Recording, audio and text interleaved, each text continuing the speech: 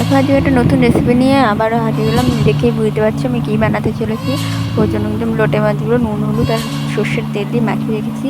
এখানে পেঁয়াজ, টমেটো, কাঁচা লঙ্কা, রসুন, আদা আর ধনেপাতা, কিছুটা আলুটা কেটে রেখেছি।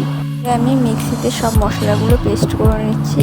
শুধু পেঁয়াজ আর টমেটোটা অল্প বাঁচিয়ে রেখেছি, ঠিক আছে। ওইটা আমি ওখানেও মশলাতেও দিয়েছি আর অর্ধেকটা এখানে রেখেছি।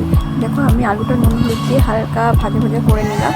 তারপরে কিন্তু আমি পেঁয়াজ আর টমেটোটা আলুর মধ্যে দিয়ে হালকা একটা মিষ্টি ভাজা করে নিলাম। আর আমি যে মশলাটা করেছিলাম ওর মধ্যে নুন, হলুদ, লঙ্কার গুঁড়ো, গোটা জিরে দিয়ে আবারও ভালো করে পেস্ট করে নিলাম। দেখো পেস্টটা রেডি হওয়ার পর কিন্তু ওই ভাজা আলুর মধ্যে কিন্তু আমি সেই মশলাগুলো দিয়ে দিলাম। দিয়ে একটুখানি ভালো করে মশলাটা কষানোর পর কিন্তু আমি লোটে মাছগুলো উপর দিয়ে দিয়েছিলাম। দেওয়ার পর একটু জল দিলাম আর একটু ধনেপাতা উপর দিয়ে ছিটিয়ে দিলাম। কিছুক্ষণ ফোটানোর পর আমি কিন্তু দেখো গোটা কিছুটা রেখে দিয়েছি, ঠিক আছে। একটা মাছ দিয়ে কিন্তু আমার 2 রকম আইটেম করতে। এই দেখো আমি আবার কিছুটা ছড়িয়ে করে নিলাম।